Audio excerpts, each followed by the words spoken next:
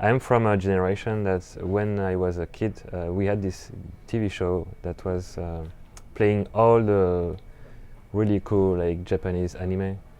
So that's how we, people of my generation, knew about Japanese like anime or video games or stuff like that.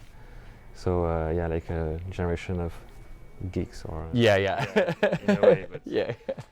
I first discovered Miyazaki when I went to the movies. I went to the cinema to see Spirited Away, and I was completely amazed by this movie.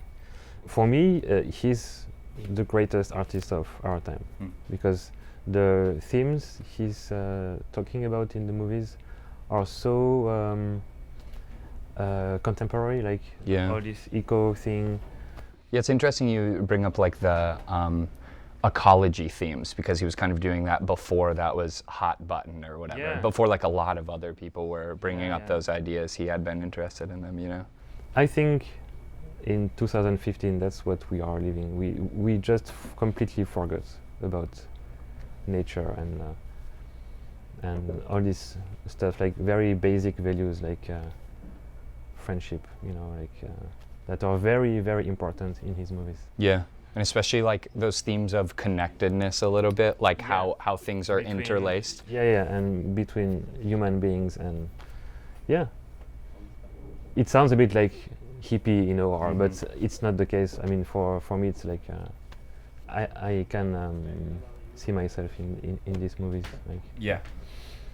my music is all about spirituality, so of course there is a connection, and I think Miyazaki still kept the eyes of a child when he speaks about these things. So it's always very pure and spiritual, and it's not the end of something. It's just Like another stage. just yeah, like when we were at the house of the singer of this Japanese band, he had the ashes of his grandfather in the living room, and he was just saying hello, and no drama, nothing. It's just part of life, and that's great because I mean I believe in life after life, so I tend to recognize myself in this type of Yeah, like in that in those situations or Yeah. like in that culture. Yeah.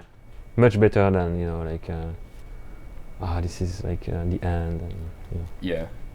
Actually, I took a lot of inspiration from his movies and from our travels to Japan too, and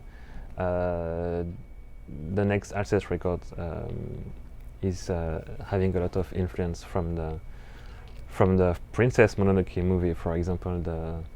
The character of the girl, Sen, I think she's called, and like this very strong female character that looks very mysterious, and she's human, but she has been raised by the giant animal gods of the forest, and there is a really cool paradox, and yeah, this character inspired me a lot for the next record that is very epic and very powerful.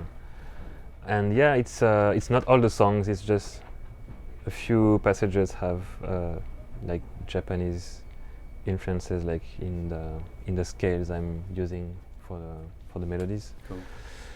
It's not a concept album about Princess Mononoke, it's just like a small tribute, you know. Yeah. But the theme of this album is not really like an eco theme. It's just asking the question of like, shouldn't we like look more outside of our very, very tiny world, you know, to see that there is a whole world outside of the cities that we completely forget, you know, like nature in general. If you spend time in nature, you can really feel spirituality in a way more accurate way than if you go to the church, you know.